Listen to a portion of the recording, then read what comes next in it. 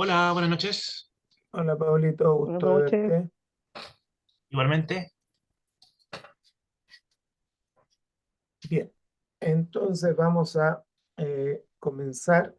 Eh, Estamos entonces en la clase 2. Esta es la clase estamos revisando el Sermón del Monte. La semana pasada comenzamos con algunos elementos introductorios, los cuales tenemos que seguir hoy día, pero ya entrando propiamente al sermón. Había una tarea que dejamos asignada la semana pasada. Espero que la hayan hecho. Necesitamos ir de a poquito conociendo con claridad este texto que estamos trabajando. Vale decir, el Sermón del Monte no es tan larga la lectura, de hecho son solamente 7 capítulos. Esperemos que lo hayan hecho para que todo lo que se vaya hablando pueda ir tomando sentido.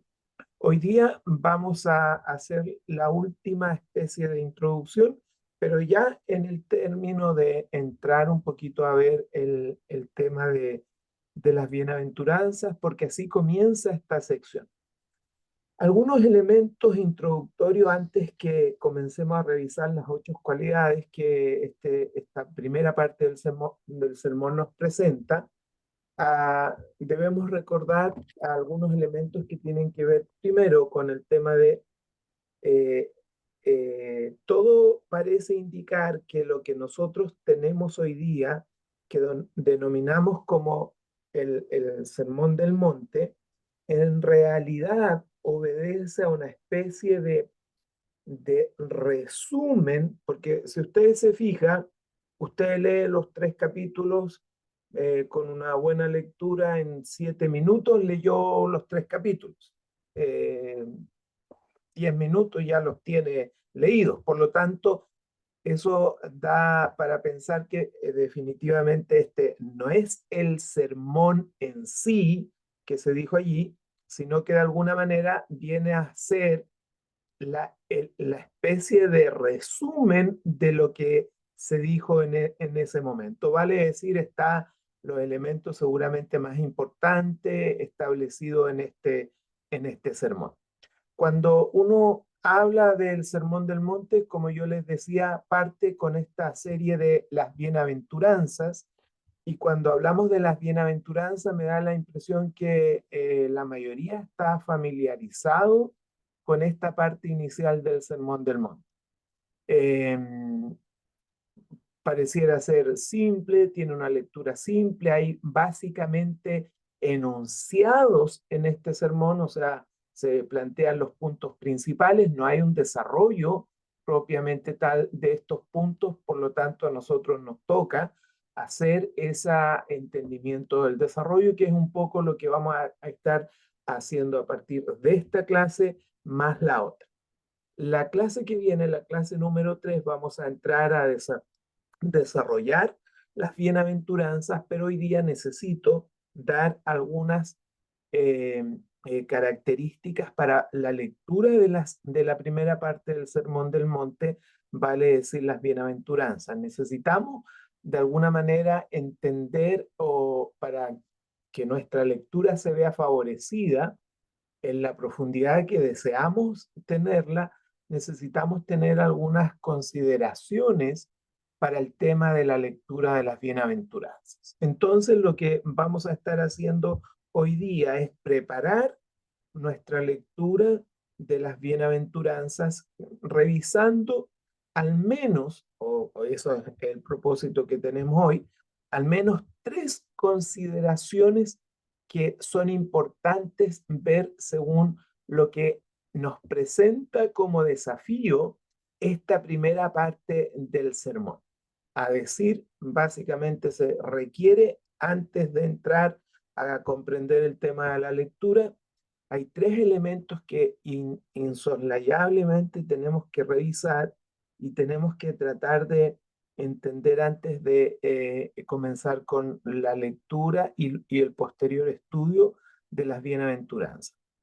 La primera tendría que ser con las personas que se describen. Recuerden que cuando Jesús está enseñando este sermón o está hablándole a la gente, este sermón no es un invento, sino que de alguna manera este sermón nos ayuda a entender el grupo con el cual Jesús estaba trabajando. O sea, el sermón de alguna manera, especialmente las bienaventuranzas, porque esta es la parte primera del sermón, las bienaventuranzas de alguna manera hacen una descripción de las personas que estaban siguiendo o compartiendo con Jesús. Una tercera cosa que necesitamos revisar hoy día tiene que ver con las cualidades que se plantean en las bienaventuranzas o que se elogian en las bienaventuranzas, porque ahí tenemos un problemita que tenemos que resolver o al menos ponernos de acuerdo, porque ya van a darse cuenta ustedes que cuando entremos al desarrollo de estos enunciados se van a dar cuenta que no es algo simple de resolver. Y la tercera tiene que ver con las bendiciones que se prometen. Entonces, estos tres elementos necesitamos resolverlos, conversarlos, ponernos de acuerdo de alguna manera y tratar de aunar, por lo menos en esta clase, criterios para la posterior lectura de las bienaventuranzas. Es fundamental, pero de verdad fundamental para meternos a la primera parte del sermón, tratar de conversar un poquito sobre estos elementos que están descritos acá. Entonces vamos a desarrollar el primer punto que tiene que ver con las personas que se describen. Y esto obviamente nos lleva a pensar que las bienaventuranzas, que es la primera parte o como arranca este sermón, expone de una manera muy equilibrada la variedad de personas que estaban allí siguiendo a Jesús. Fíjense, por favor, porque hay que hacer una mención aquí, entendiendo que las bienaventuranzas nos ayudan a entender un poco las circunstancias o lo que estaban viviendo las personas. Hay que hacer algunas aclaraciones que no son menores. La primera es que no se trataba de 8, que son las 8 cualidades que tenemos que revisar, no se trataba de 8 grupos por separado o distinto de discípulos, sino que de alguna manera estos que se describen como los mansos, los misericordiosos y otros más que se les llama en el concepto de padecer la persecución, se trata de alguna manera de 8 cualidades que este grupo de personas estaba compartiendo, ¿ya? Entonces, debemos decir que cuando Jesús comienza a establecer este sermón, lo comienza de una manera en particular tratando para nosotros hoy día, porque hoy día nosotros estamos mirando el sermón hacia atrás, para nosotros nos ayuda dándonos algunas pistas, por decir así, de quiénes finalmente eran las personas o qué estaban experimentando las personas que iban a tener que escuchar o comenzar a escuchar lo que Jesús estaba diciendo. Entonces, por eso que estas cualidades, estas 8 cualidades que nos presenta el desafío, las bienaventuranzas, a nosotros nos deben servir también para darnos cuenta que es un grupo de personas que de alguna manera estaban experimentando de manera real estas situaciones. O sea, al leer las características de las bienaventuranzas, ya de alguna manera Jesús o el sermón o el escritor, pensando ahora en nosotros que estamos leyendo este sermón, nos ayuda a situarnos y a poder entender realmente la condición, las situaciones, las características de las personas a las cuales Jesús le estaba hablando. Entonces, son 8 cualidades del mismo grupo constituido por quienes a la vez podrían ser mansos, a la vez podrían ser misericordiosos, son pobres en espíritu, o sea, son características que además que las tenían y no significa que había un grupo de mansos o un grupo de misericordiosos, sino que de alguna manera estas personas estaban experimentando esto y nos ayuda a nosotros a entender algunos aspectos en el sentido de con qué grupo se estaba tratando en ese momento. También hay que mencionar en ese sentido que las bienaventuranzas detallan la concepción en ese sentido de Cristo sobre lo que en esencia debe ser el cristiano. O sea, cuando hablamos o se comienza a definir el sermón del monte, definiendo las bienaventuranzas, no solamente nos ayuda a nosotros, a lectores de este tiempo, a entender un poco lo que estaba viviendo la gente de ese tiempo, sino que también a nosotros nos debe llevar a pensar un poco en el tema de cuáles eran de alguna manera la concepción, que recuerden que en la clase pasada, cuando hicimos la introducción, es uno de los puntos que tal vez más debemos centrarnos, que es tratar de entender cómo veía Cristo la vida de un cristiano o cómo esperaba Cristo que fuera la vida de un cristiano.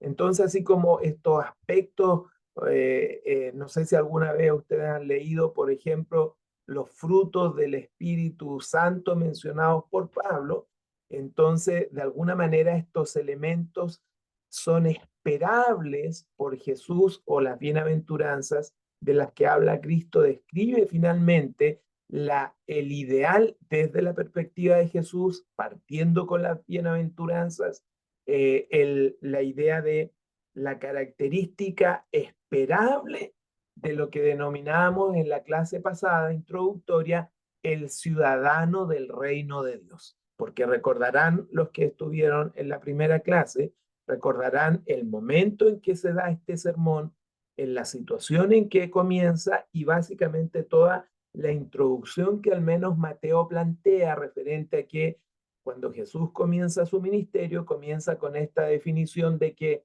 arrepentíos, básicamente, ¿por qué?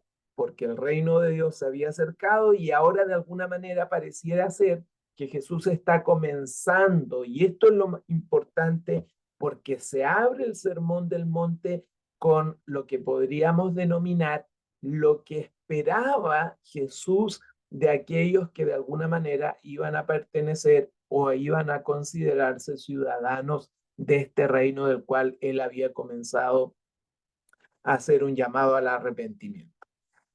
Entonces, cuando hablamos de las cualidades en ese sentido, debemos entender dos elementos entonces sobre el concepto de las personas. Primero, las bienaventuranzas nos ayudan a entender más o menos lo que las personas estaban experimentando, lo que estaban viviendo, porque Jesús apunta a eso, pero en segundo lugar, no menor, también nos muestra lo esperado de Jesús para aquellas personas que se iban a comenzar a identificar con este concepto de el reino de los cielos. Entonces, esto es muy importante porque en la medida que Jesús comienza su sermón, nos comienza pensando en nosotros hoy día como lectores, nos comienza ayudándonos a entender dos elementos fundamentales,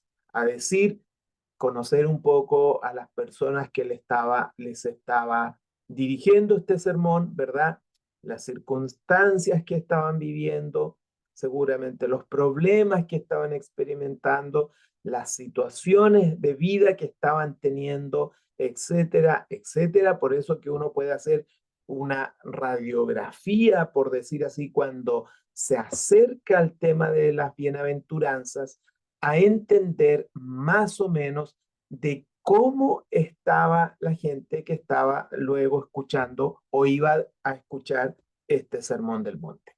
Y algo no menor, también Jesús en su inicio, referente al concepto del reino, comienza a definir, ¿verdad? Comienza a definir su postura, por decir así, para aquellos que se iban a ir agregando a este concepto de ciudadanos del reino. Muy bien. Lo segundo, que es muy importante cuando avanzamos o para poder comprender el tema de la lectura de las bienaventuranzas, y aquí ya comenzamos a entrar un poquito a un problema. Vamos a encontrar dos problemas en la bienaventuranza. La primera referente a las cualidades que se elogian. ¿Y por qué digo que es un problema? O por lo menos nosotros vamos a tener que definirnos acá, porque en ese sentido, cuando se habla sobre esto, las cualidades que se elogian, podría ser que alguien de ustedes haya notado o se haya acordado o incluso haya hecho la lectura paralela y se dio cuenta que tenemos una especie de diferencia y que algunos llaman discrepancias entre lo que plantea Mateo y Lucas referente a el tema del Sermón del Monte. ¿Por qué? Y acá pongo algunos ejemplos para tratar de entender un poquito el concepto de las cualidades que se elogian. Fíjense, por favor, espero que lo alcancen a ver, en Lucas, donde también se encuentra el tema del Sermón del Monte, las bienaventuranzas parten así. Y fíjense, por favor, porque en Lucas encontramos solamente la siguiente frase: bienaventurados los pobres. Ahí termina Lucas, ¿verdad? Solamente haciendo la acepción de bienaventurados los pobres. Ahora, ¿cuál es el problema que tenemos que conversar para cuando vayamos a la lectura de las bienaventuranzas? Es que Mateo, de alguna manera, ya no se queda en la versión de Lucas, podríamos llamar, sino que Mateo comienza a ser agregados a la versión de Lucas, ya que Mateo ya no solamente se refiere a bienaventurados los pobres, porque hasta allí terminó Lucas, sino que Mateo a cada una de las bienaventuranzas comienza a agregar algunos elementos que en la lectura, en el entendimiento de las bienaventuranzas, pueden comenzar a producir cierto problema de cómo se van a abordar. Porque si ustedes se dan cuenta, mientras que en Lucas solamente queda dicho o queda establecido, o por lo menos así pareciera ser en la lectura primaria, que Lucas solamente está hablando de los pobres, Mateo hace una ampliación y ya está definiendo un tipo de pobreza que Lucas no hace. Lucas solo define que son bienaventurados los pobres, pero Mateo comienza a darle un tanto de definición a cuáles son o quiénes son estos conceptos de los pobres. ¿Por qué? Porque añade bienaventurados los pobres en espíritu. Otro ejemplo, por ejemplo, en Lucas dice, bienaventurados los que ahora tenéis hambre. Muy bien, si ustedes se fijan, Lucas pareciera ser que está hacia una dirección y Mateo, tomando el mismo concepto del sermón, pareciera ser que de alguna manera voluntariamente lo está llevando a una ampliación, o por lo menos lo vamos a ver más adelante en ese sentido, porque ahora Mateo registra, dice, bienaventurados los que tienen hambre. Hasta allí terminaba Lucas, y Mateo ahora añade, y sed de justicia. O sea, si ustedes se dan cuenta, ¿por qué necesitamos echarle una miradita al concepto, a las cualidades que se elogian? Porque aquí es donde se produce un conflicto o un problema para entender correctamente qué estaba tratando de decir Mateo cuando comienza a establecer las bienaventuranzas y comienza a agregar o a ampliar, diría mejor, de mejor manera, estos conceptos que acabamos de mencionar. Debido a esto, a esta ampliación, voy a denominarlas por el momento como ampliación, se ha producido una serie de argumentos que la versión que dice básicamente que lo que se encuentra en Lucas es la verdadera versión, ¿verdad? Que Jesús estaba básicamente solamente haciendo un juicio social o sociológico acerca de la pobreza, acerca de las personas con hambre, y que de alguna manera estaba prometiendo solamente el alimento a las personas que necesitaban comer y al trabajador riquezas en ese sentido que eran básicamente material. Por eso es que aquí se produce un conflicto, porque la lectura de Lucas muchas veces se asocia solamente a una necesidad, voy a decirlo así, humana, fisiológica, versus que Mateo hace este trabajo que algunos han denominado espiritualizar las que originalmente habían sido promesas solamente materiales. Por eso que acá necesitamos observar esta situación para ver cómo finalmente nosotros lo vamos a abordar. Si usted me va siguiendo, entonces, la doble referencia del Sermón del Monte, tanto en Lucas como en Mateo, Lucas pareciera ser que solamente se está centrando en una necesidad meramente humana, una necesidad fisiológica, una necesidad de autorrealización, mientras Mateo pareciera ser que da un salto al sermón, amplía el sermón, donde comienza a espiritualizar o a darle una trascendencia, diría yo, tal vez más que espiritualizar, a darle una trascendencia a la interpretación del Sermón del Monte hecho o encontrado en Lucas. Y esto a nosotros nos tiene que mover un poquito el piso, en el sentido de finalmente nosotros, cuando vayamos a la lectura de las bienaventuranzas, ¿cómo las vamos a entender? Las vamos a entender desde una perspectiva meramente fisiológica, de necesidad humana fisiológica, de un concepto social de autorrealización, o las vamos a entender como aparentemente pareciera ser que Mateo las estaba entendiendo, que Jesús, cuando hablaba de estas necesidades, partiendo de las necesidades fisiológicas, sociales, como suele suceder muchas veces en estos conceptos, Mateo pareciera ser que partiendo de estas necesidades, eleva estas necesidades y comienza a plantear más allá que simplemente una necesidad fisiológica o meramente social. Esto lo vemos permanentemente en Mateo. Recuerden que Mateo, lo dijimos en la clase pasada, Mateo tiene un contexto, Mateo está escrito, un grupo de personas determinadas. Ustedes recordarán que Mateo está principalmente escrito para los judíos que estaban de alguna manera conociendo a Cristo, comenzando a seguir a Cristo. O sea, el trasfondo de Mateo principalmente tiene que ver con ayudar a personas judías que estaban creyendo en Cristo con todo su bagaje de conocimiento judío, con todo su conocimiento desde esa perspectiva. Entonces, Mateo no es primera vez y no va a ser la última vez que de elementos humanos, fisiológicos, terrenales, los eleva en su descripción a este concepto de lo espiritual. Ustedes recordarán que antes de iniciar su ministerio, ya lo vimos la clase pasada, Jesús había estado en este concepto de la tentación de Jesús.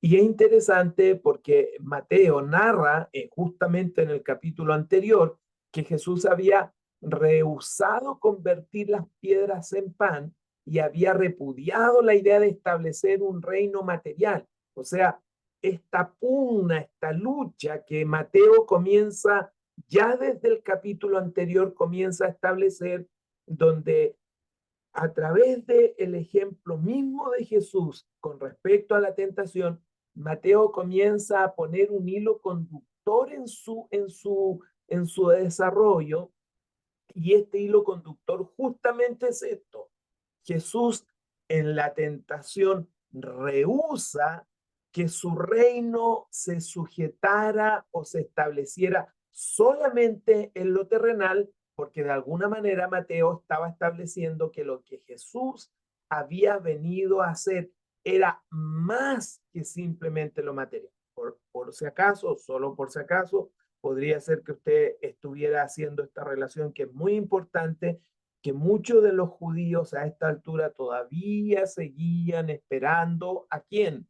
Al Mesías, y que el Mesías vendría básicamente a hacer una liberación desde el aspecto meramente político, o sea, solamente a establecer un reino político, y pareciera ser que Mateo en su escrito está permanentemente luchando con esta idea de poder establecer en ese sentido el principio que tiene que ver con la espiritualidad. Entonces, primera cosa acá, que las cualidades que se elogian en Mateo difieren un poco de las de Lucas, donde son, por decir así, planteadas desde la espiritualidad y no solamente del concepto humano, fisiológico o sociológico.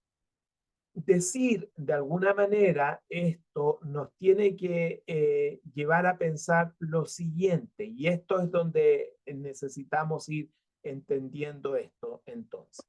Porque si uno se queda con la idea que recién yo les estoy planteando, que tiene que ver con que efectivamente Mateo quiere elevar, ampliar el concepto del sermón, vale decir, llevarlo al tema espiritual, entonces uno podría hacerse la siguiente pregunta, que esta bienaventuranza, una de las partes más atacadas de las bienaventuranzas desde el punto de vista de Mateo, cuando se estudia Mateo o cuando las personas van a Mateo y entienden que de alguna manera Mateo pone este énfasis mayor que Lucas en un concepto que arranca de lo humano para llevarlo a un tema espiritual, se produce la pregunta o el inconveniente que obviamente es legítimo pensar entonces, y alguien podría entonces estar pensando que cuando Jesús estaba enseñando, en realidad a él le era completamente indiferente el hambre y la pobreza y el dolor y el sufrimiento de las personas, porque si él solo estaba pensando en lo espiritual, entonces no le interesaba el concepto físico. Por eso que estamos planteando como preliminares de la lectura de la bienaventuranza entender este principio, porque si aceptamos que Mateo hace una especie de elevación del concepto de Lucas, la pregunta entonces es, ¿Jesús no tenía ninguna intención, ninguna idea, ningún deseo de ayudar al hambre real de las personas y a la pobreza física?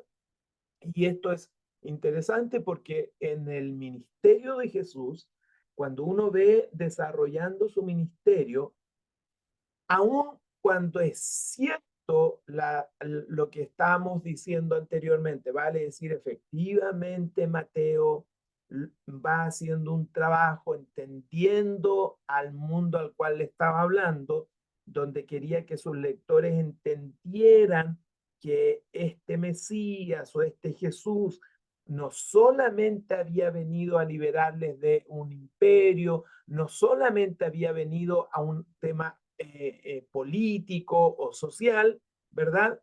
Vemos a Jesús, por el contrario, mostrando permanentemente compasión del necesitado y dándole alimento a las personas que estaban con hambre. Y es interesante porque dentro de sus ordenanzas, que luego las vamos a revisar, él deja la tarea para aquellos que iban a ser ciudadanos del reino o seguidores de él, en que hicieran lo mismo. Vale decir que no había una incompatibilidad expresada por Mateo, en el sentido de que Mateo parte desde Lucas diciendo, sí, los bienaventurados los pobres, pero Mateo dice los pobres en espíritu, esta lectura espiritualizada de las necesidades del ser humano, pero Mateo también se encarga de mostrar que Jesús nunca no le interesó la necesidad real, porque mientras él estuvo en la tierra haciendo su ministerio, además de compartir lo importante de su evangelio en el concepto de que el reino de los cielos había establecido, siempre estuvo con la posibilidad de ayudar al necesitado. Recuerden esto, por favor, los que estuvieron la semana pasada. Esto es fundamental entender que desde la perspectiva de Mateo, desde Mateo plantea a Jesús de la siguiente manera. Mateo plantea a Jesús estableciendo un reino. Ese es el concepto de Mateo. Mateo dice, Jesús ha venido a establecer un reino. Se hace absolutamente coherente ese concepto de que Jesús vino a establecer un reino. Se hace absolutamente coherente a quien le estaba escribiendo Mateo, que eran los judíos que esperaban al Mesías que viniese a establecer un reino, pero Mateo se ve en la obligación de comenzar a hacer entender a sus oyentes que este reino no tenía solamente implicancias de tipo material, política, fisiológica, sino era de mayor alcance en ese sentido. Entonces la bendición de su reino no fue primordialmente de carácter económico. Mateo está tratando de establecer en el Sermón del Monte, principalmente arrancando con las bienaventuranzas, diciendo lo siguiente: este reino que se está estableciendo producto de la venida de Jesús, este reino que está llegando producto de la venida de Jesús, es un reino que se preocupa por lo terrenal, pero es mucho más que lo terrenal. Sin duda, obviamente, y esto produce que en algunas circunstancias Dios puede usar la pobreza, podría ser como medio de bendición espiritual, pero esto uno tiene que entenderlo, porque uno podría decir entonces Jesús se complace, por decir así, en el sentido de la pobreza, del sufrimiento de la gente. Y esto es interesante porque la pobreza social pasa a segundo plano y la miseria física o psíquica pasa a ocupar el primer plano. ¿Por qué? Y esto necesito entenderlo, porque de esta manera se abren las bienaventuranzas. Primero, debo decir lo siguiente para a modo de aclarar. Jesús se goza en la pobreza de un hombre. Jesús se goza, o sea, una persona con pobreza, con escasez, con sufrimiento, con dolor, Jesús se goza en eso, porque ese es el desafío que nos presenta la lectura que hace Mateo, o lo que está planteando Mateo en su primera parte del sermón referente a las bienaventuranzas. Cuando Mateo añade este concepto, bienaventurados los pobres en espíritu, entonces nosotros tenemos que pensar obligadamente en esta situación. Y la respuesta obviamente es no. La pobreza y el hambre a las cuales se refiere Jesús, por lo menos en las bienaventuranzas, acá en Mateo, por favor, restringámonos a Mateo, son estados espirituales, son pobres que no solamente tienen una necesidad de algo físico, sino que Mateo está estableciendo que las personas pobres acá no está definiéndose como pobreza solo de lo material o en lo material, porque vuelvo a insistir en esto para que no quede sombra de duda. Por lo menos en Mateo no hay una exaltación de la pobreza como que sea parte del deseo, de la voluntad o inclusive de la condición para recibir ser bienaventurado de parte de Dios. Entonces es posible deducir que esto de las cualidades que está mencionando Mateo en esta primera parte introductoria del sermón, vale decir, las bienaventuranzas, no tiene que ver con una pobreza social. La pobreza social en Mateo, si bien es cierto, es considerada desde lo que Lucas plantea, la pobreza social en Mateo pasa a un segundo plano para asumir, y este es el desafío de las bienaventuranzas, para asumir una pobreza que podría llegar a ser mucho más compleja en el ser humano que simplemente la social. Es cierto, y obviamente, y aquí es interesante pensar un poquito en que la palabra principalmente que aparece acá referente a la palabra pobre, lo mejor que uno podría tratar de pensar de esta palabra es que Jesús simplemente se estaba haciendo una especie de llamado de atención a el concepto de la humildad. Es cierto que la palabra que Jesús usa acá en Mateo puede leerse simplemente como pobre, o sea, la palabra está claramente, la vamos a revisar en un momento más, se lee como pobre, tal cual como Lucas lo lee, porque Lucas simplemente lee pobre, pero los pobres de Dios, y esto lo vamos a ver cuando ya entremos a revisar cada una de las bienaventuranzas, los pobres de Dios es un concepto conocido por los judíos y que viene del Antiguo Testamento. No me voy a entrar mucho a eso porque lo vamos a ver cuando veamos cada una de las bienaventuranzas. Entonces, todo pareciera ser que estos pobres que plantea Mateo, en realidad es una directa alusión a algo del Antiguo Testamento y que, como les digo, lo vamos a ver cuando revisemos ya directamente las bienaventuranzas. Entonces, no es posible precisar claramente qué postura adopta el evangelista. La expresión pobre de espíritu que encontramos acá en Mateo no permite decir si los humildes son pobres o ricos. Si usted se da cuenta, desde la perspectiva de Mateo, ya no está puesta la intención si son pobres o ricos desde el aspecto de la tenencia de cosas materiales, sino pobres en espíritu desde la tenencia o no del concepto que luego vamos a desarrollar que tiene que ver con la humildad.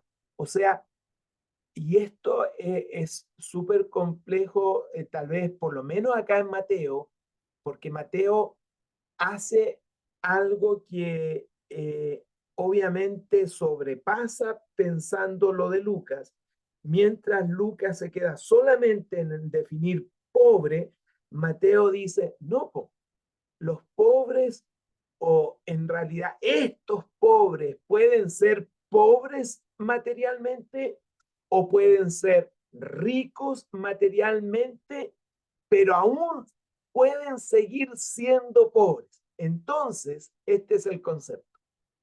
Para Mateo, la pobreza ya no está definida por lo que se tiene o lo que no se tiene. Para Mateo, se está hablando de una pobreza distinta y vamos a, en esta primera parte, establecer que esta pobreza entonces se va a plantear con el concepto de humildad.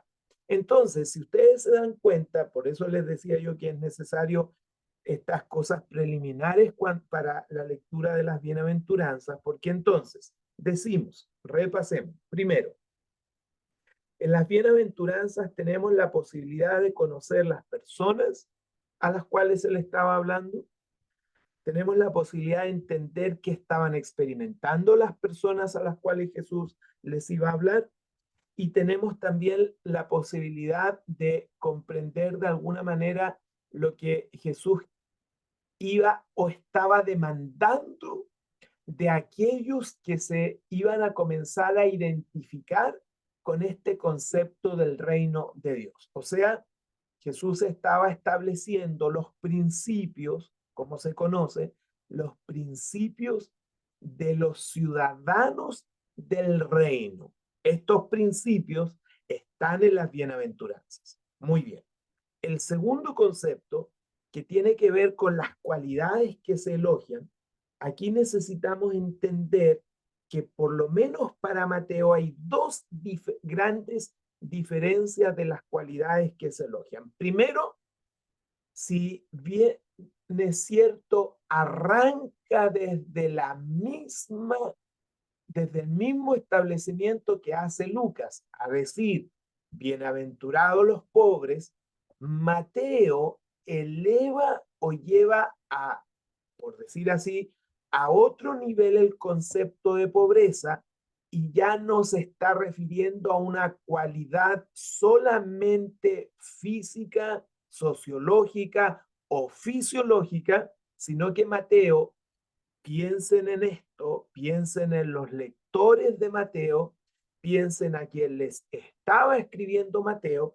Mateo estaba muy interesado en que sus lectores entendieran que los ciudadanos del reino y que aquellos que iban a pertenecer a este reino, sus cualidades no se iban a medir solamente por elementos meramente humanos. Por lo tanto, aquí tenemos que recordar, Jesús no estaba ensalzando la pobreza y diciendo, oh, bienaventurado el que no tiene que comer, bienaventurado el que no tiene dónde dormir. No, no está ensalzando la pobreza, sino que está estableciendo en Mateo, en esta ampliación, que se está refiriendo a una carencia de algo que es distinto a lo material. Y esto es muy controversial porque desde ese punto de vista, si lo entendemos a Mateo y las bienaventuranzas desde esa perspectiva, entonces nosotros podríamos decir que podrían haber pobres o ricos, no importa lo que tengan, pero aún podrían ser pobres espiritualmente. ¿Ok? Muy bien.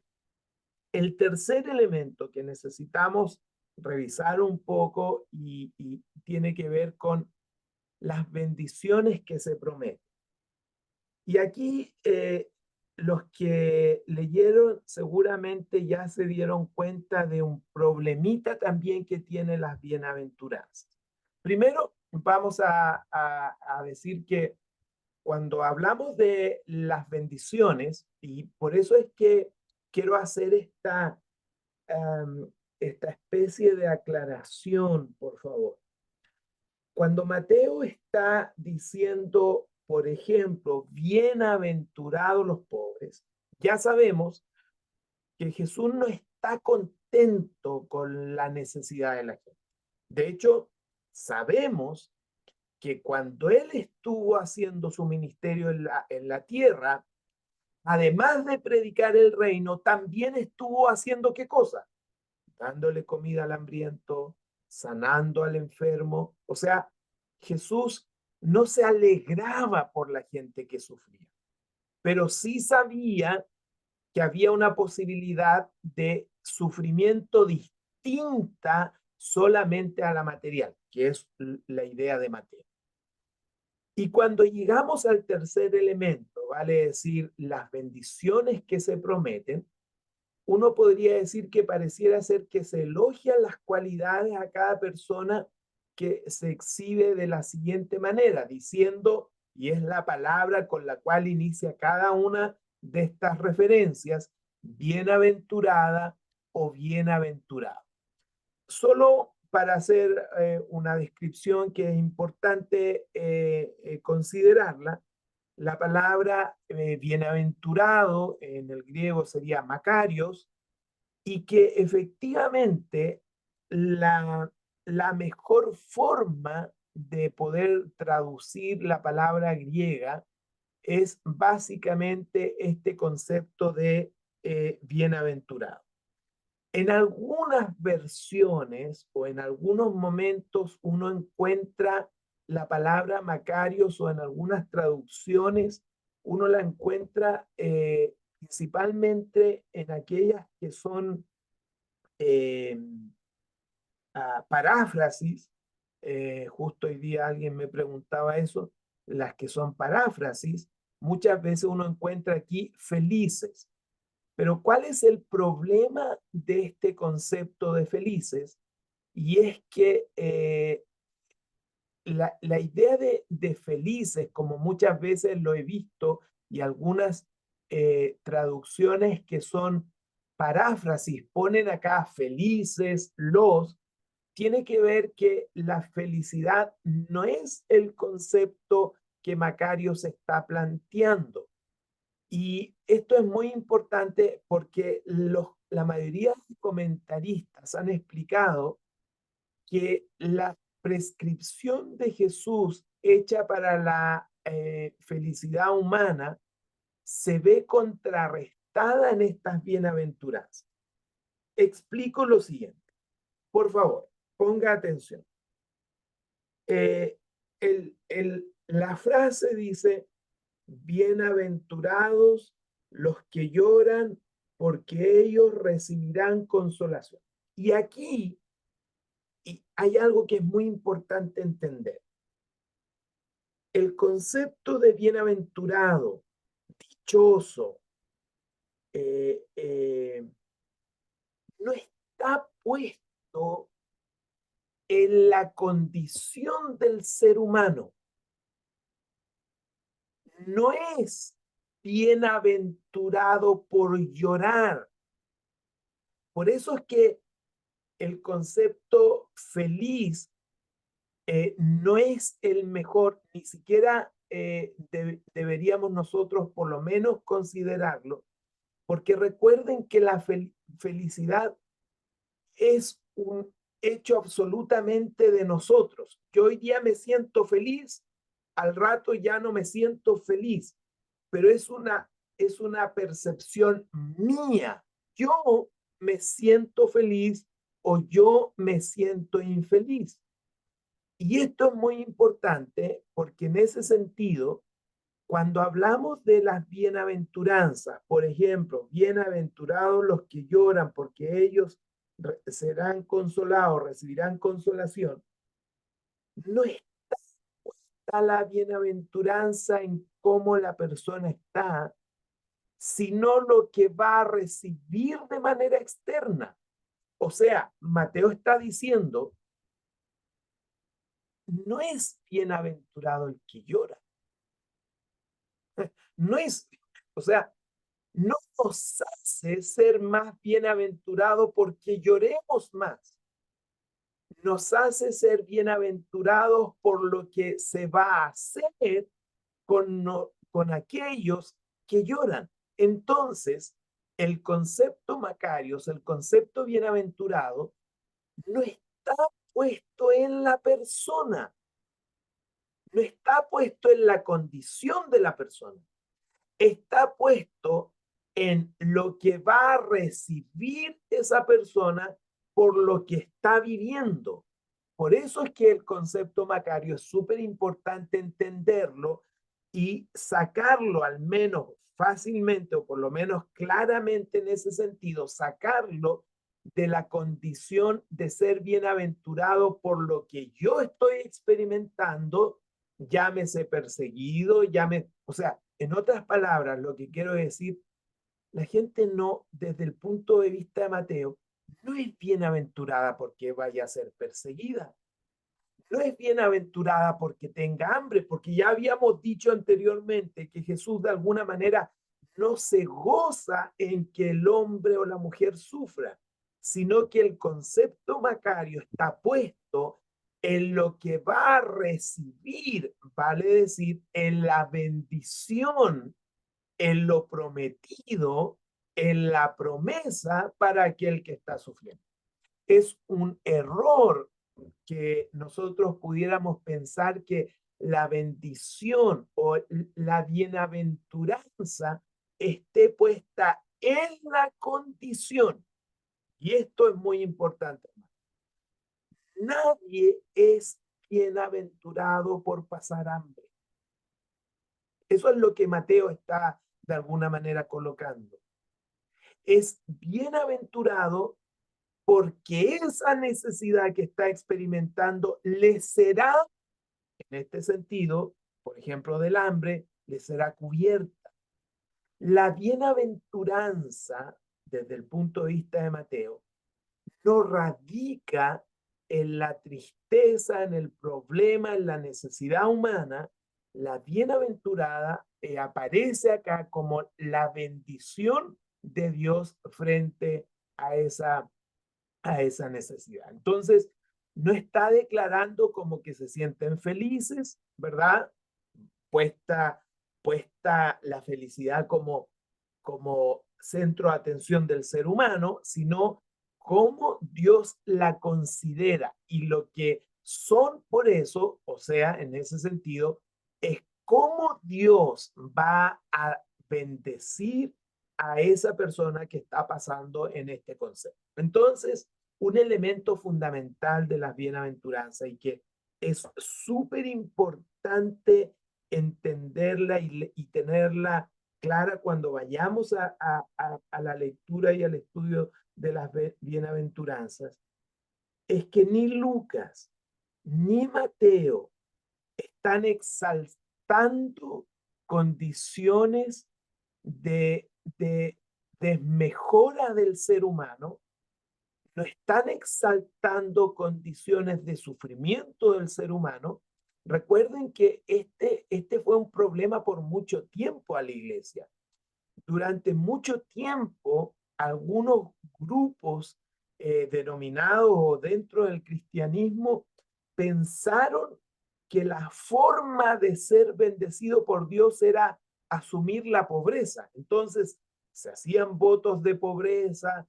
De aquí nace todo el concepto que durante años rigió dentro del cristianismo, como es el concepto de los claustros, donde aparentemente uno exaltaba las condiciones establecidas en las bienaventuranzas, olvidándose que no es bienaventurado el pobre por ser pobre, sino que es bienaventurado porque en esa pobreza es Dios el que va a bendecir a esa persona en ese sentido.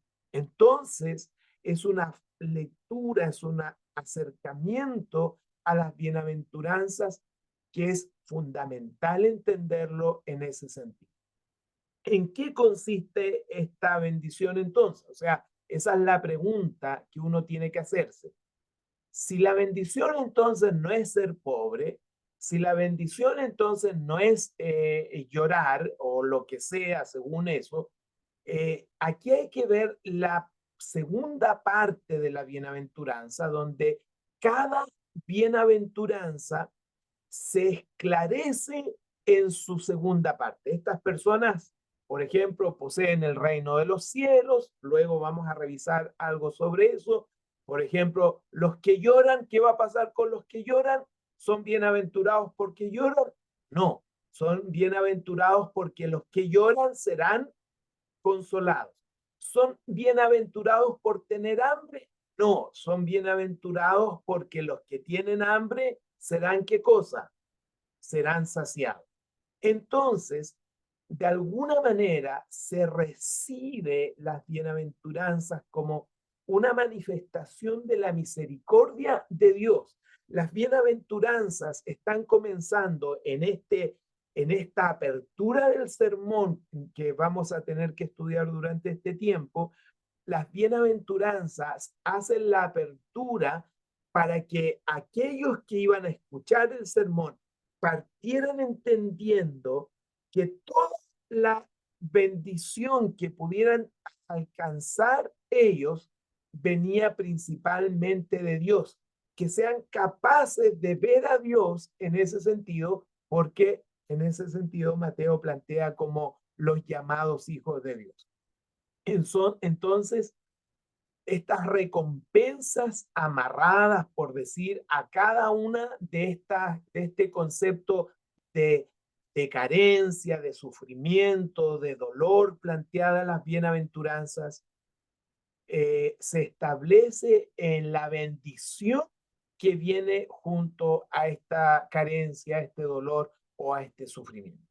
Del mismo modo que estas 8 cualidades que se plantean en las bienaventuranzas describen de alguna manera a cada cristiano. Recordemos esto, las 8 características o cualidades que se menciona acá también se nos otorgan a cada uno de nosotros en distintas áreas, no solamente pensando en Mateo, no solamente desde la perspectiva de una carencia fisiológica o social. Es cierto que la bendición particular que se promete o se engancha, por decir, a las bienaventuranzas, a cada caso se adecua finalmente a la cualidad particular, o sea, vale decir, cada necesidad es cubierta por Dios según esa necesidad.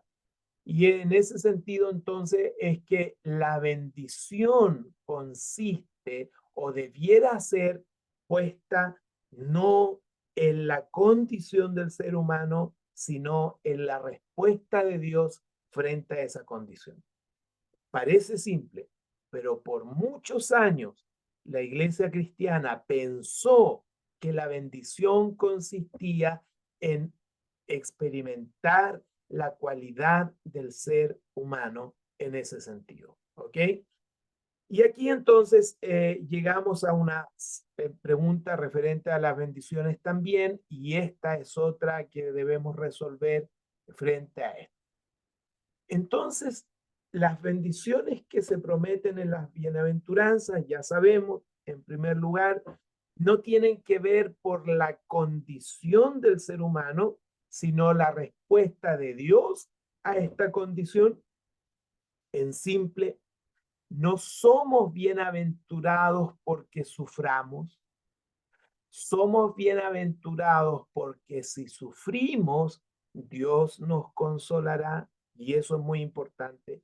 Lo segundo que necesitamos captar o entender para poder tener una mayor claridad de las bienaventuranzas con respecto a las bendiciones que se prometen, y este es un problema un poco más serio, porque los que leyeron se darán cuenta de lo siguiente. Espero que lo vean. Acá están las bienaventuranzas, fíjense por favor. Y si ustedes se dan cuenta, solo las que están, espero que lo vean en letra naranja, vale decir el versículo 3 y el versículo 10, solo esos 2 elementos están escritos en presente. Todo el resto de las bienaventuranzas, el 4, el 5, todo el resto están expresados no en presente, sino en futuro. Leo, versículo 3. Bienaventurados los pobres en espíritu, porque de ellos es ahora el reino de los cielos. Muy bien. Uno puede decir, bien, genial, esta bienaventuranza, la bendición de esta bienaventuranza es para ahora. Pero en el 4 comienza un poquito el problema que vamos a comentar acá. ¿Por qué? Porque desde el 4 al 10 ya no son presentes, sino que son futuras. Leo, bienaventurados los que lloran, porque ellos, ¿qué cosa? Recibirán. Bienaventurados los mansos, porque ellos, ¿qué cosa? Recibirán. 6. Bienaventurados los que tienen hambre y sed de justicia, porque ellos serán. 7.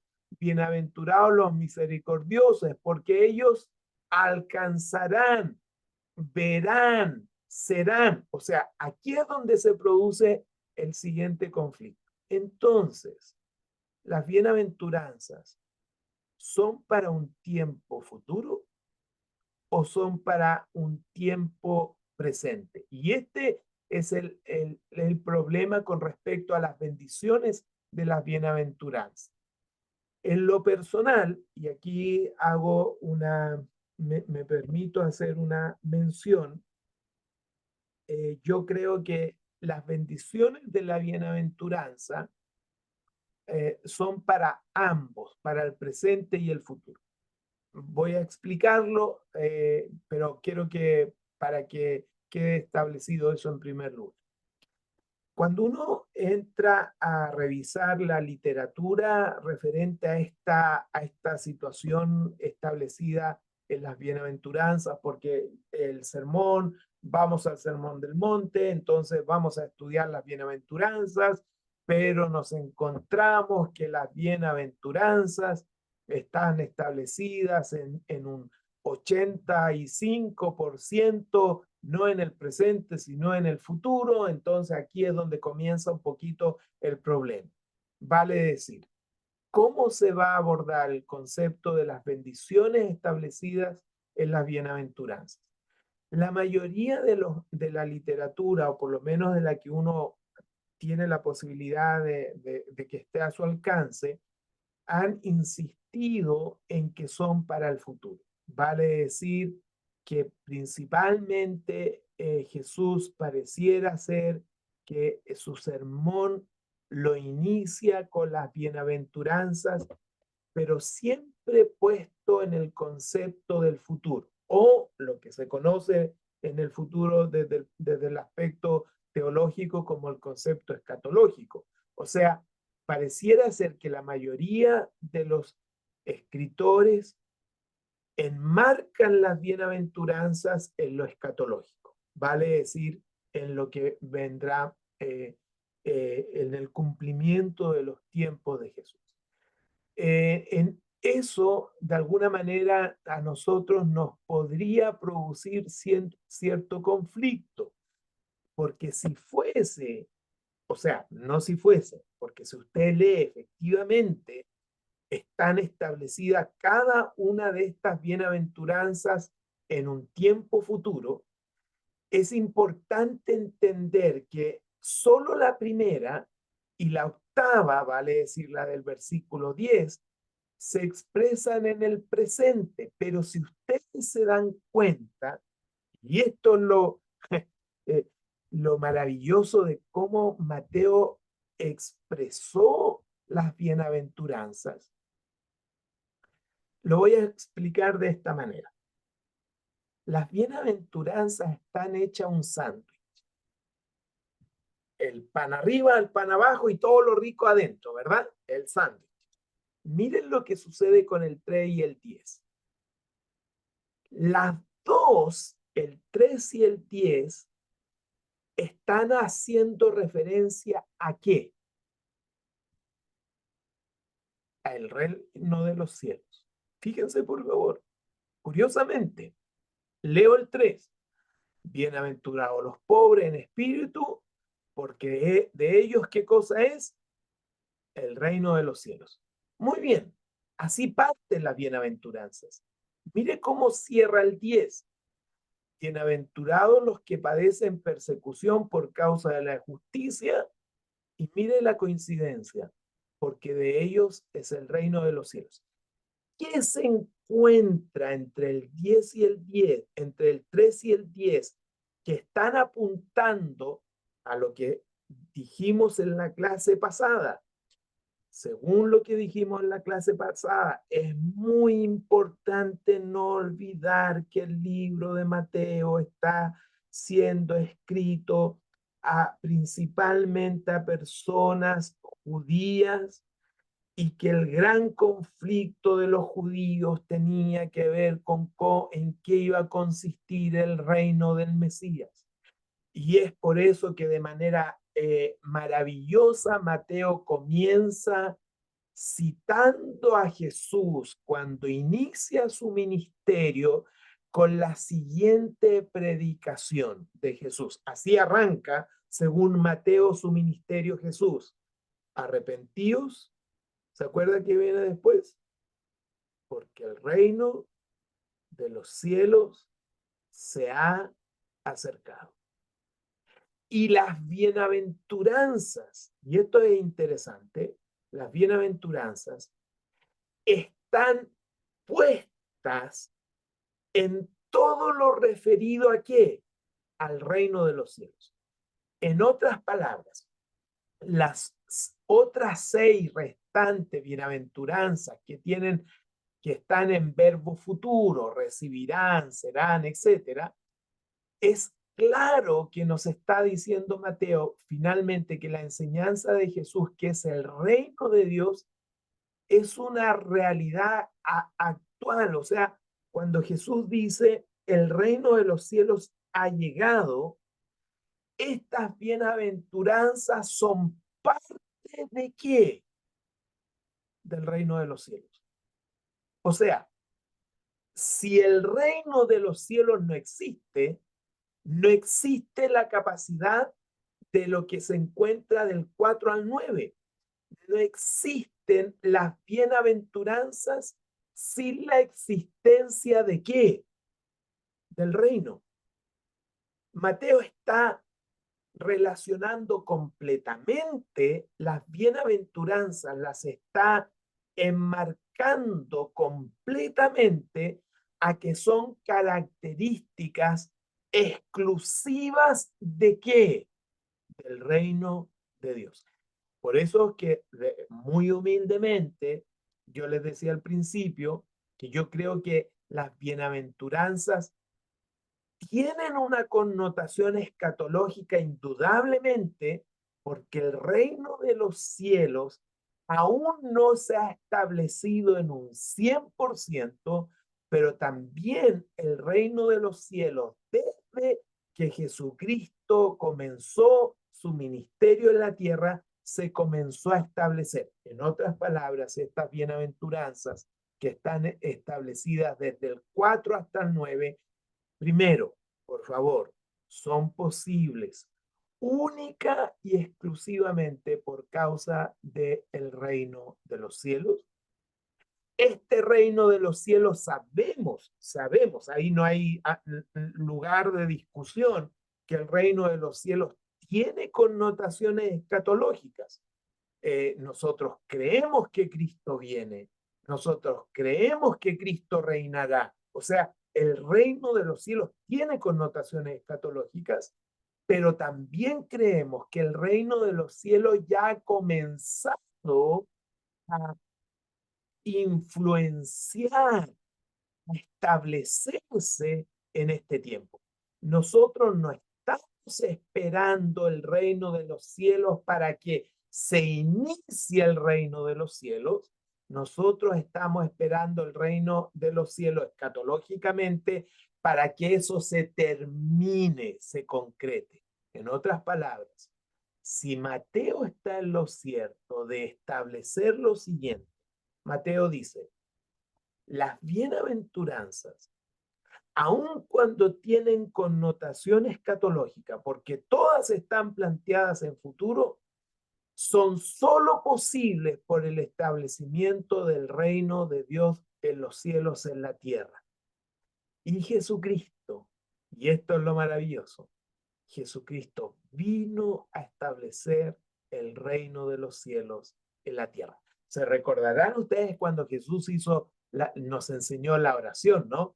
Y decía, Padre, que así como se hace la voluntad en el cielo, se comience a hacer ¿dónde? Acá en la tierra. O sea, las características del reino que están desde el punto de vista escatológicamente establecido en las bienaventuranzas, también comienzan solo por la posibilidad de la predicación de Jesucristo. Recuerden esto, por favor, de la predicación de Jesucristo, porque Mateo dice que este reino se abre con esta invitación de Jesucristo al arrepentimiento, invitando a las personas a venir en ese sentido a ser parte del reino de los cielos. Entonces, aquí encontramos un tema importante. La semana pasada nos permitimos hacer un símil de lo que aparentemente Mateo pareciera ser que estuviera haciendo. La semana pasada nos encontramos que Mateo pareciera ser que toca elementos muy similares a cuando se comienza a establecer el pueblo, llámese nación israelí. Luego de la liberación del pueblo de Israel, avanzan al desierto y Moisés sube al monte Sinaí y en ese monte se entrega lo que se conoce como las tablas de la ley o lo que iba a guiar al pueblo de Israel. Y la semana pasada decíamos que pareciera ser que Mateo, pensando en sus lectores, sabiendo que la estructura mental de sus lectores, toda estructura mental de sus lectores siempre iba a verse beneficiada cuando se pudiese hacer alguna amarre, alguna idea con lo antiguo, vale decir, con el Antiguo Testamento. Mateo muestra a Jesús subiendo al monte, entregando este nuevo concepto. ¿Por qué hago esta mención acá? Porque es interesante que cuando uno va leyendo este concepto de las bienaventuranzas, principalmente las bienaventuranzas, eh, nuevamente se tiene una idea de pensar nuevamente en lo que Moisés hubiese estado haciendo en el Antiguo Testamento. Estas palabras que aparecen allí, Mosissimus Moisés, es una expresión de Martín Lutero. Cuando Martín Lutero escribe o desarrolla principalmente el Sermón del Monte y se toca con las bienaventuranzas, este concepto de las bienaventuranzas lo establece así.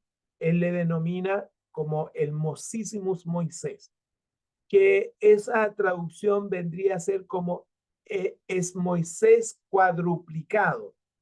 Moisés multiplicado al grado más alto. Ese es el concepto de Lutero que plantea. ¿Por qué? Básicamente porque si Moisés entregó leyes básicamente humanas, de orden, qué sé yo, ahora Lutero reconoce que las bienaventuranzas duplican, triplican, quintuplican y ponga toda la elevación necesaria a lo que Moisés hizo, haciendo ahora Jesús acá. ¿Por qué? Porque es una ley de justicia que ya no tiene que ver con algo exterior, como era la ley del Antiguo Testamento, sino que es una ley que requiere justicia interior, ya no solamente algo exterior. Entonces, por eso que Martín Lutero hace esta expresión de decir, si hiciéramos el símil de Jesús subiendo al monte y entrega este sermón partiendo con las bienaventuranzas, efectivamente, Lutero dice, esto es un Moisés quintuplicado, multiplicado al grado más alto, porque si Moisés entregó leyes donde básicamente lo que se requería eran elementos externos, ahora Jesús está entregando una ley con un requerimiento de justicia interior, y esto es algo que no quiero dejar pasar, que así como Adán no pudo obedecer, y este es el concepto de las bienaventuranzas, entonces la pregunta que uno tendría que hacer es, estas bienaventuranzas o estas leyes del sermón que Jesús está estableciendo acá, ¿la puede obedecer el ser humano cuando son 100 veces más elevadas que la de Moisés? Y este es el tema, porque por consiguiente entonces, solo podemos quedar cuando observamos el sermón del monte, lo único que podemos hacer es acudir finalmente a la gracia de Cristo. No podemos decir en ese sentido que el ser humano puede guardar el concepto del Sermón del Monte partiendo de las bienaventuranzas, sino que es lo mismo que decíamos con respecto a las bendiciones. Por favor, ¿es bienaventurado alguien solo por llorar? No, es bienaventurado porque puede experimentar la consolación de Dios. Y este es el concepto del Sermón del Monte, partiendo con las bienaventuranzas. No es posible que el ser humano pueda alcanzar esta idea del Sermón del Monte, sino que es necesario ver a Jesucristo para ser parte de la gracia de Dios. Porque recordarán ustedes, arrepentíos porque el reino de los cielos se ha acercado, vale decir que este concepto del reino tiene algunas connotaciones importantes. Al menos dos deberíamos decir en ese sentido. Se describen estas dos consideraciones de la siguiente manera, por favor. Primero, y esto es muy importante entenderlo no solamente cuando leemos la bienaventuranza o el Sermón del Monte, sino que es necesario para todo el Nuevo Testamento. Recordarán ustedes, o por lo menos piensen en esto, el Sermón del Monte no se dirige a personas que no habían conocido al Señor, sino se dirige a personas que ya estaban conociendo al Señor, o sea, que ya estaban caminando, siguiéndole de alguna manera. Entonces, este concepto del Sermón del Monte tiene que ver con esta doble idea que no es ley, sino que es evangelio. Y vamos a aclarar o a definir estos dos conceptos. El Nuevo Testamento deja absolutamente en claro que la iglesia siempre tuvo dos ámbitos en los cuales debía moverse. Y esto es fundamental entenderlo en el Sermón del Monte, principalmente en el concepto de las bienaventuranzas. A decir, uno teológico y el otro ético. Cuando hablamos de este concepto teológico, por decir así, nos estamos refiriendo principalmente a el teológico tiene que ver con el evangelio, vale decir, era una declaración de lo que Dios en su gracia había hecho por los hombres mediante Jesucristo. En otras palabras, es lo que se conoce en todo el Nuevo Testamento como las buenas noticias o la buena noticia. ¿Qué significa? Que el Sermón del Monte es la anunciación de la buena noticia, las bienaventuranzas, es la anunciación de la buena noticia. ¿Por qué la anunciación de la buena noticia? Porque está implícito el Evangelio. ¿Dónde está implícito el Evangelio? En que el Sermón del Monte pone el énfasis en que la bendición del que sufre, la bendición del desolado, la bendición del carente se encuentra no en ellos ni en su condición, sino que en la gracia que viene de parte de Dios para bendecir esa necesidad o esa carencia. Que en otras palabras, en palabras más simples, no es otra cosa que el evangelio de las buenas nuevas, de las buenas noticias, y es que el hombre está en una condición alienada de parte de Dios, el hombre no puede hacer nada para acercarse a él, su condición es paupérrima, ¿verdad? Y todo lo que uno podría ver, más Dios ha establecido el camino para que la bendición de Dios venga al hombre a través de Jesucristo, el Evangelio. En otras palabras, como decimos aquí, es la declaración de lo que Dios hace en su gracia. Y cuando nos enfrentamos al Sermón del Monte, partiendo por las bienaventuranzas, es indiscutible que las bienaventuranzas, más que realzar la miseria del hombre, quiere realzar la bendición de Dios para ese hombre miserable o a esa mujer miserable. Por eso que es muy importante que cuando leamos las bienaventuranzas y hagamos lo que vamos a hacer en la próxima clase, podamos entender que las bienaventuranzas tienen esta connotación doble de dejar establecido el evangelio. Vale decir, las bienaventuranzas nos llevan a tener que entender dónde la gracia de Dios se manifiesta en esto. Y la segunda parte en ese sentido es, de alguna manera, que es el mandamiento. Porque yo les decía al principio que no solamente Mateo, sino que gran parte del Nuevo Testamento vamos a encontrar siempre esta doble lectura en el Nuevo Testamento, el Evangelio versus el mandamiento. Y a veces suele pasar que nos confundimos un poquito en entender cuándo estamos frente al Evangelio, que tiene que ver con la exaltación de la gracia de Dios sobre el ser humano, versus el mandamiento, que era básicamente una afirmación de lo que Dios requería de los hombres que habían llegado a ser objeto de su acción de gracia. O sea, fíjense por favor, mientras el Evangelio apunta a la gracia de Dios operando en un ser humano, el mandamiento es la afirmación de lo que luego Dios requería de ese humano que había sido objeto de la gracia de Dios. El sermón del monte básicamente es el resumen de estos dos elementos que uno lo ve en todo el Nuevo Testamento.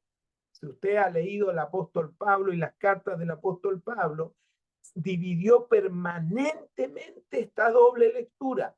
Sus cartas casi siempre tenían una sección doctrinal donde estaba todo lo establecido referente al evangelio, vale decir, uno lee todo el evangelio, la gracia de Dios, la potencia de Dios, la muerte de Cristo, su sangre, la cruz, todo lo que tiene que ver con el evangelio, para luego comenzar a llamar a aquellos que habían sido receptores de esa gracia al concepto del mandamiento, vale decir ahora cómo debería vivir este receptor de la gracia de Dios.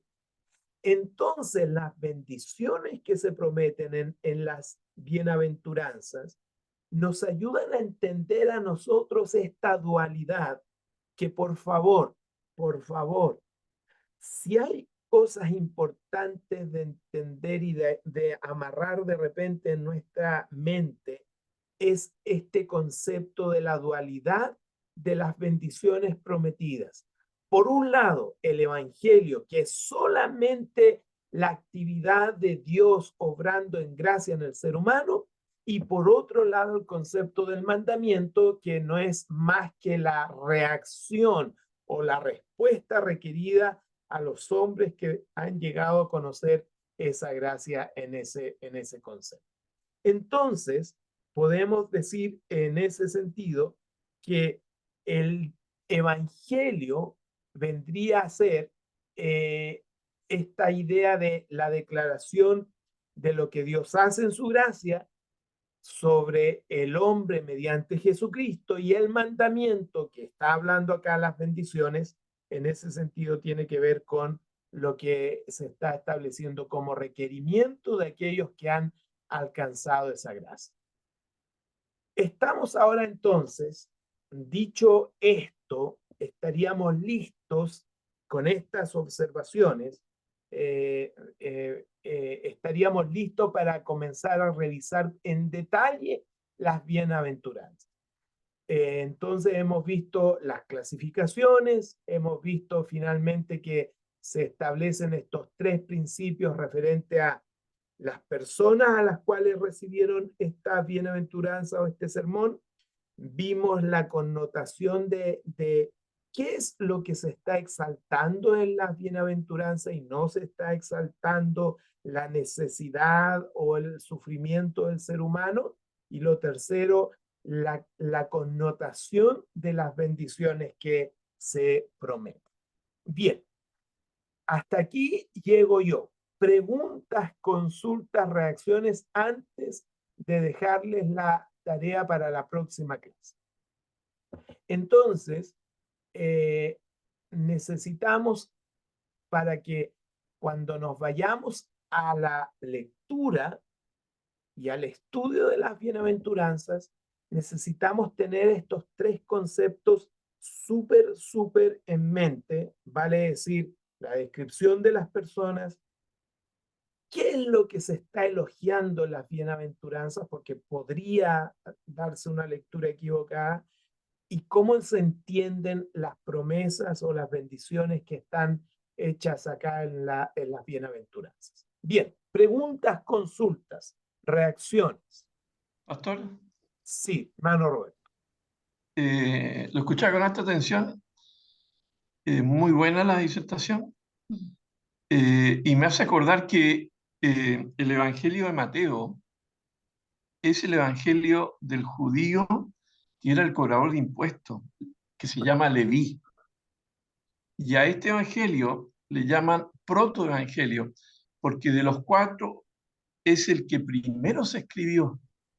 Por lo tanto, Lucas escribió después de Mateo, mucho después. Y se supone que Lucas, por su condición distinta a la de Mateo, que es un testigo de primera fuente que acompañó a Jesús, Lucas no lo hizo. Lucas es un segundo testigo que recoge lo que los testigos oficiales le contaron, porque él, como un reportero, toma todos los dichos, tanto de María, de Pedro, de todos los otros evangelistas, y de todos hace un compendio lo más ordenado posible. Entonces, Lucas no le copia a Mateo, sino que recoge los demás y recoge en un tiempo posterior. En cambio, Mateo es primera fuente. Él estuvo escuchando a Jesús. Eso no, ese detallito. Gracias, hermano Roberto. Es interesante No, gracias a también, usted. con esa observación, yo quiero mencionar algo. Recuerden que cada uno de los sinópticos, Mateo, Marcos y Lucas, fueron escritos a personas y, y, y manifestaciones de ideas diferentes. Como bien dice hermano Roberto, Lucas, ustedes saben que en realidad está haciendo una especie de informe para Teófilo, ¿no? Que luego es la primera parte, porque la segunda la continúa en el libro de Hechos, ¿verdad? Que le comienza en esta primera parte de Lucas.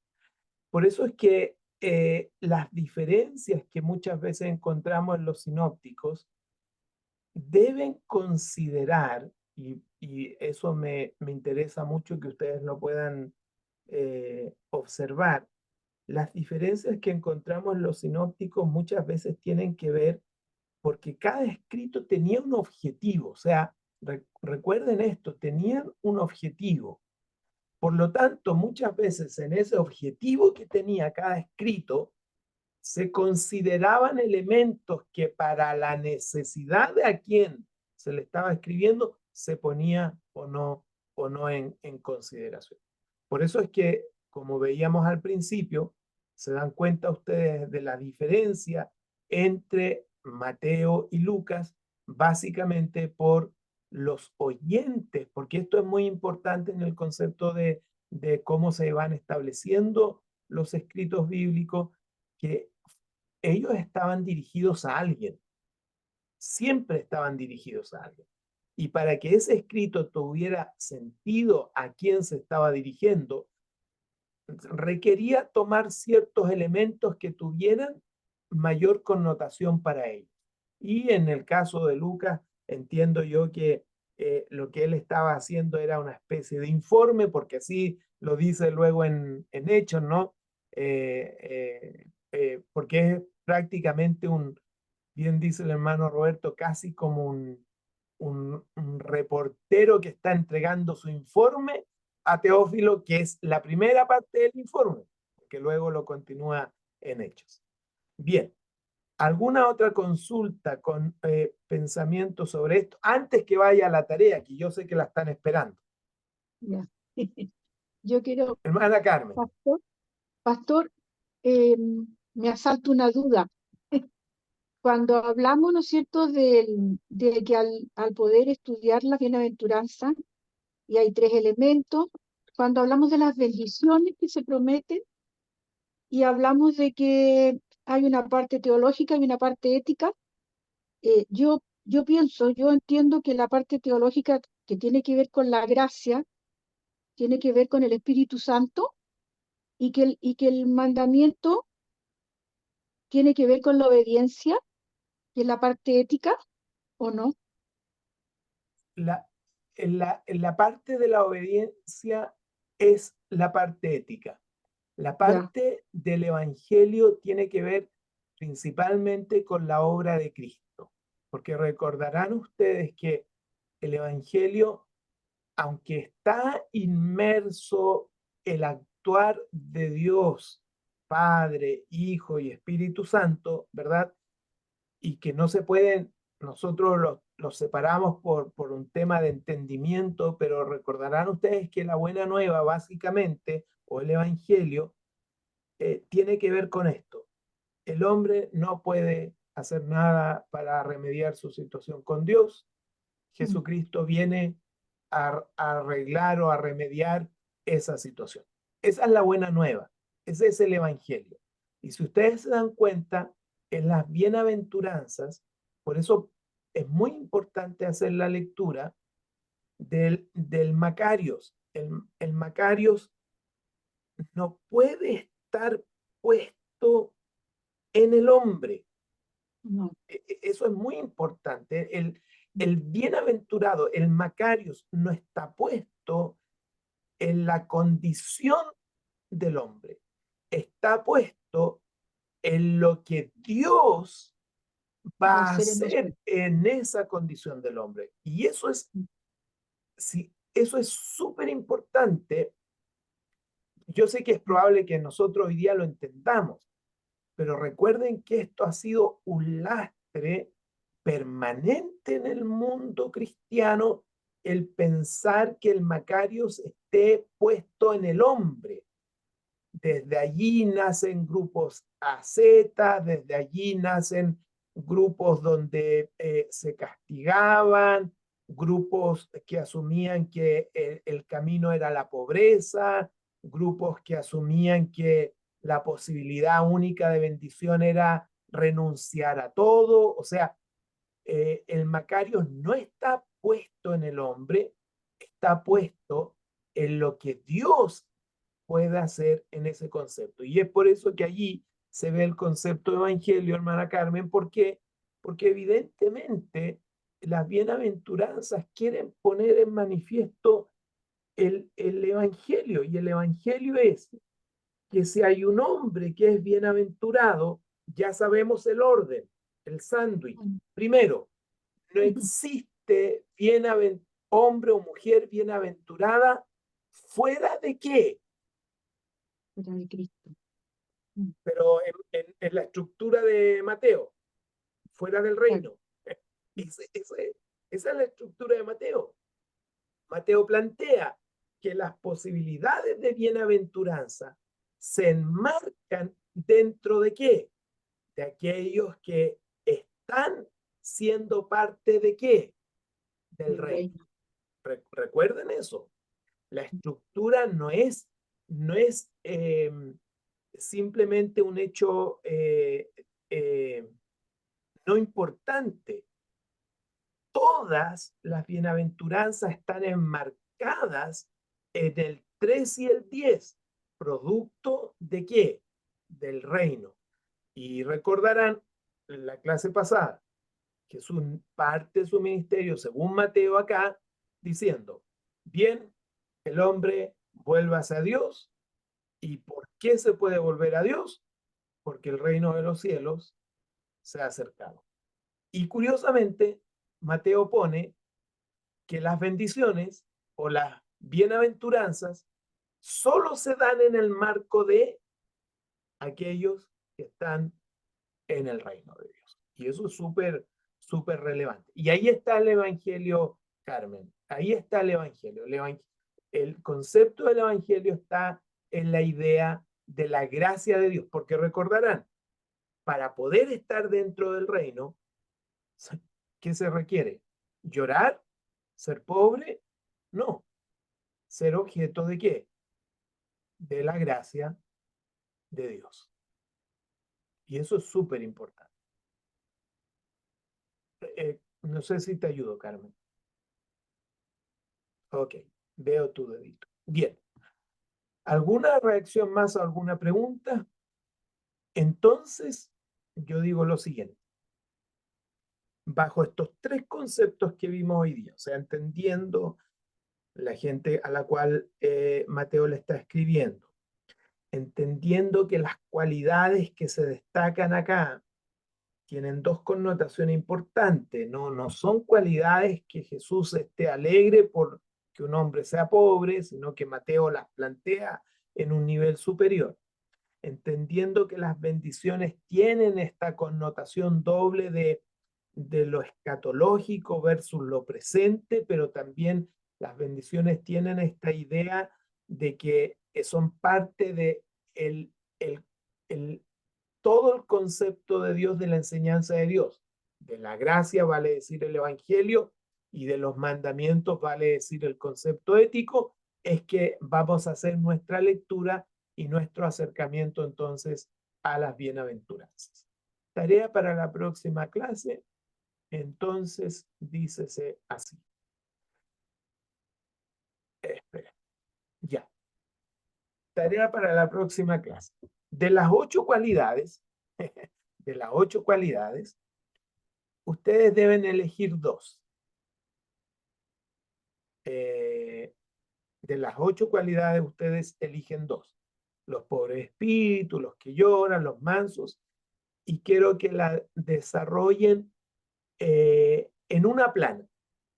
Yo les voy a mandar el material para que ustedes lo vean. Les voy a mandar en un momentito más el material donde están las 8 cualidades descritas, que es el material que vamos a trabajar la próxima clase.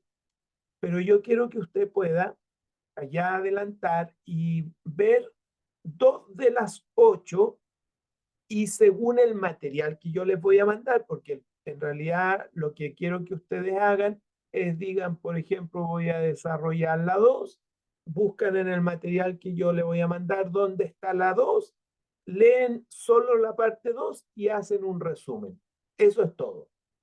¿Ok? Y de modo que ustedes puedan ir adelantando un poquito lo que vamos a ver la próxima clase, porque no creo que podamos ver las 8 la próxima clase, pero ya vamos a entrar a desarrollar cada una de las bienaventuranzas en la próxima clase. Veremos allí cuántas nos podemos alcanzar. ¿Ok? Entonces, repito, la tarea para la próxima clase es de las 8, usted elige 2 del material que yo le voy a mandar, la lee y hace un resumen. Todos aquellos que quieran que yo le eche una miradita a su tarea, el plazo para enviármelas son los viernes. Si usted me la envía el viernes, hasta el viernes, yo me comprometo a echarle una miradita y darle algún feedback de su tarea. Si usted la envía después del viernes, está bien, porque finalmente la idea es que podamos ir aprendiendo todos juntitos acá, pero ya no me va a alcanzar para revisarla o para entregarle un feedback. Entonces, yo en un ratito más al grupo, porque ya se va a ir cerrando el grupo de estudio. Creo que todos los que están acá ya son parte del grupo, ¿verdad? Del grupo de el Sermón del Monte, me da la impresión que sí. Allí voy a ir colocando los materiales. Entonces, usted va a recibir el material, ve cuál de las 2 va a ver de las 8 y hace un resumen de esa característica me la envía no más de una plana de aquí al viernes a mi WhatsApp o a mi correo, que se lo voy a dejar allí también. Y yo, si usted me la envía antes del viernes, le envío algún feedback de cómo le fue en su tarea. Y si me la envía después del viernes, no hay problema, la puede enviar también, pero ya allí ya no me va a alcanzar porque fin de semana y todo se complica, fin de semana como para hacerle algún apunte a eso. ¿Ok? Hermanos, que el Señor les bendiga. Muchas gracias por estar allí. Les pido que sigamos orando por don Ernesto, esposo de Margarita. Está bastante delicado de salud. Recién estaba hablando con ella antes de la clase. Así que sigamos orando y acompañándola también porque su salud está muy, muy, muy complicada. Dios les bendiga, hermanos. Muchas gracias.